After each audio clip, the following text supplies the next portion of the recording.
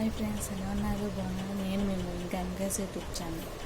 ఈరోజు మనం బీర్బల్ సమయ స్ఫూర్తి గురించి తెలుసుకున్నాం. ఒకరోజు అక్బర్ చక్రవర్తి తన ఏకాంత మందిరంలో సేద తీరుతున్నారు. ఎందుకో పోరుషాకు ఒకంత అసహనంగా చురుగ్గా అనిపించింది. తనకు కాస్త సాంత్వన కావాలనిపించింది. చక్రవర్తికి వెంటనే బీర్బల్ గుర్తుకు వచ్చాడు. అక్బర్కు అలసటగా అనిపించిన అనేక సందర్భాల్లో బీర్బల్ తన హాస్య చతురత, సమయస్ఫూర్తి, తెలివితేటలతో అలరించేవాడు. అందుకే ఇప్పుడు కూడా బీర్బల్ను పిలిపించాల్సిందిగా భటులను ఆజ్ఞాపించాడు. చక్రవర్తి ఆదేశం మేరకు వెంటనే బీర్బల్ హాజరయ్యాడు. అనేక విషయాల గురించి అతనితో చర్చించిన తర్వాత అక్బర్ మదిలో ఓ ఆలోచన వచ్చింది.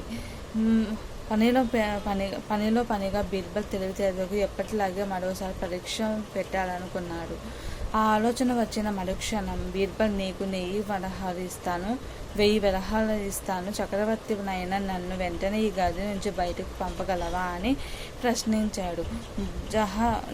జహాపన, అపచారం, మీకు మా చక్రవర్తులు మిమ్మల్ని గది నుంచి బయటకు పంపలేను, కానీ ఒకసారి మీరు బయటకు వెళితే మాత్రం కొన్ని క్షణాల్లోనే తిరిగి మిమ్మల్ని లోపలికి తీసుకురాగలను అన్నాడు.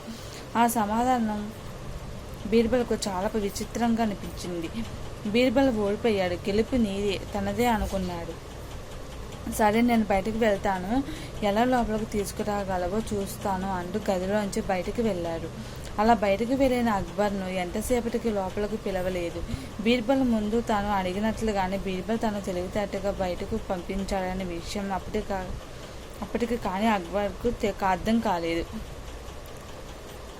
బీర్బల్ తెలివితేటలను అభినందిస్తూ 1000 వరహాలతో పాటు మరెన్నో కానుకలు ఇచ్చి సత్కరించారు అక్బర్. నచ్చితే లైక్ చేయండి, షేర్ చేయండి, సబ్స్క్రైబ్ చేయండి ఫ్రెండ్స్. ప్లీజ్ ఫ్రెండ్స్, సబ్స్క్రైబ్ చేయండి. బాయ్.